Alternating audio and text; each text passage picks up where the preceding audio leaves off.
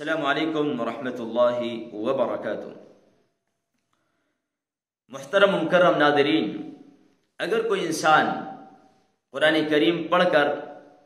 پانی پر دم کرتا ہے اور اس کو پی لیتا ہے تو کیا اس میں کوئی حرج ہے؟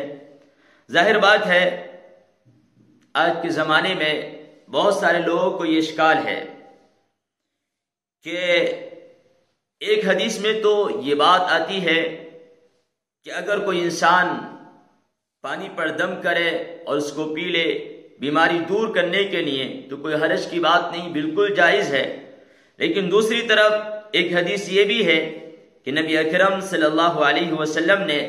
برتن میں سانس لینے سے منع فرمایا یا اس میں پھونک مارنے سے منع فرمایا۔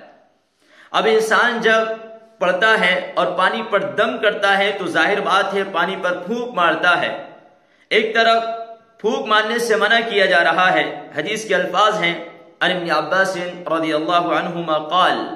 نہى رسول اللہ صلی اللہ علیہ وسلم ان يتنفس في الاناء او ينفخ فيه، کہ نبی کریم صلی اللہ علیہ وسلم نے منع فرمایا کہ برتن میں سانس لیا جائے، اور اس بات سے بھی منع فرمایا کہ اس میں پھونک ماری جائے۔ اور دوسری طرف حضرت عائشہ رضی اللہ تعالی عنہا کی حدیث ہے کہ انہا كانت لا ترى بأسا، کہ حضرت عائشہ کوئی حرج محسوس نہیں کرتی تھی ان يعوض، اس بات میں کہ پانی پر کچھ پڑا جائے اور پھر اس کو مریض پر بہایا جائے یا مریض کو پلا دیا جائے۔ اور ظاہر بات ہے بظاہر دونوں حدیثوں میں ٹکراؤ نظر آتا ہے، تو صحیح بات کیا ہے؟ شیخ الاسلام ابن قیم رحمہ اللہ لکھتے ہیں کہ ایک وقت میں مکے میں بیمار ہوا، میں ڈاکٹر اور دوا سے محروم تھا، تو میں سورہ فاتحہ سے علاج کرتا تھا۔ اس کا طریقہ یہ تھا کہ زمزم کا پانی لیتا اور اس میں برابر سورہ فاتحہ پڑھتا اور پھر اسے پی لیتا تو مجھے اس سے مکمل شفا مل گئی۔ زاد المعاد جلد نمبر 3 صفحہ نمبر 188۔ شیخ ابن باز رحمہ اللہ سے جب کسی نے پانی اور تیل پر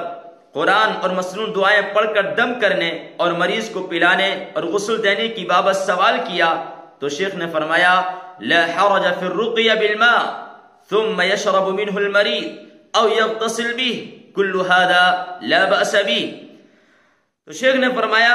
کہ پانی پر دم کرنا پھر اس کو مریض پی لے یا غسل کر لے، یہ ساری کی ساری چیزیں ایسی ہیں، اس میں کوئی حرج نہیں ہے، بالکل جائز ہے۔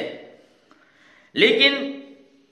دونوں حدیثوں کے اندر جو بات آتی ہے، ایک میں پھونک مارنے سے منع کیا جاتا ہے اور ایک میں پھونک مارنے کا حکم دیا جاتا ہے۔ اس سلسلے میں محققین نے جو بات کہی ہے میں آپ کے سامنے پیش کر رہا ہوں۔ لکھتے ہیں کہ اس حدیث میں سانس لینے کی ممانعت ہے، کیونکہ آپ نے فرمایا فلا يتنفس في الاناء۔ ایک حدیث میں پھونک مارنے کی بھی ممانعت ہے جس میں کہا گیا او ينفخ فيه۔ اس کا جواب یہ ہے کہ عام پینے والے پانی میں سانس لینے یا اس میں پھونک مارنے کی ممانعت ہے، کیونکہ حدیث میں پینے کے لفظ کے ساتھ ممانعت وارد ہے، لیکن جس پانی پر دم کرنا ہو وہ اس سے مستثنا ہے، یعنی الگ ہے۔ عام پانی جو بھی ہوگا، جو پڑا ہوا نہیں ہے، جو دم کیا ہوا نہیں ہے، اگر ہم اس کو پیئیں گے تو ظاہر بات ہے اس میں ہم پھونک نہیں ماریں گے، کیونکہ اللہ کے نبی نے پھونک مارنے سے منع کیا ہے۔ لیکن اگر کسی پانی پر یا کسی تیل پر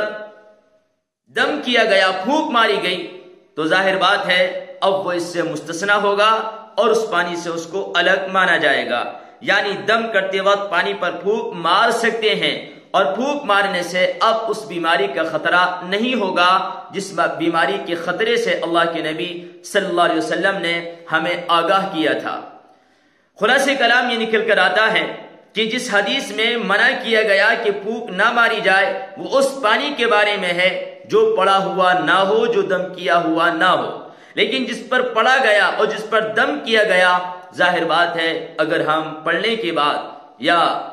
مسنون دعائیں یا قرآن کی آیت یا قرآن کریم کہیں سے بھی اگر وہ پڑھا اور اس کے بعد ہم دم کرتے ہیں، پھونک مارتے ہیں، تو اس پھونک مارنے میں کوئی حرج نہیں ہے۔ لیکن اگر ہم بغیر پڑھے بغیر دم کیے پھونک مارتے ہیں تو اس سے اللہ کے نبی صلی اللہ علیہ وسلم نے منع فرمایا ہے۔